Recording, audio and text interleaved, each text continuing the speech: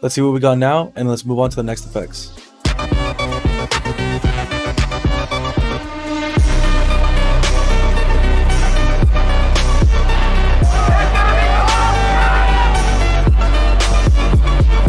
So I want to have effects right here on the second speed ramp for this clip. So what we're going to do first is go in this pre-comp and find this frame and black it out to see if it lines up.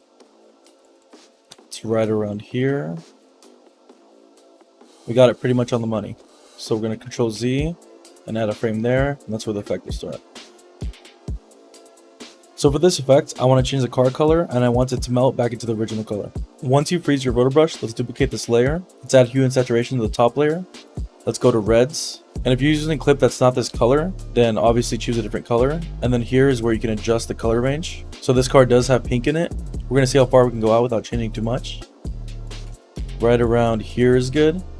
So the second effect we're going to add is Luma Key. We're going to increase the edge thin and feather it a little bit. Let's go back here, set this value to 0, and let's keyframe change range. Go towards the middle of this clip. Let's open up our keyframes, move that 0 to here, and we'll start it with a different color. You can change the color by just sliding this dial. Let's disable our Luma Key so we can see what we're changing. If you want to do multiple color changes, then you gotta do a full loop. Or if you want to go from one color to another, you just change the loop a little bit. We're going to select these values for hue and saturation and press F9 for easy ease. Second thing we're going to do is go down to our Luma Key and enable it.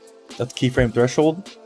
Set this to 0 at the beginning. Go to your last hue and saturation keyframe. Let's press U so we can see.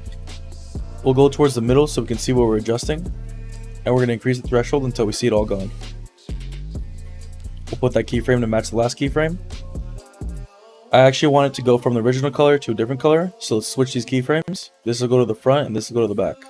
Let's extend the hue and saturation and let's make this to 1 revolution. So this means it'll go through every color. Let's see what it looks like. We'll decrease the speed a little bit so we can see it actually transition.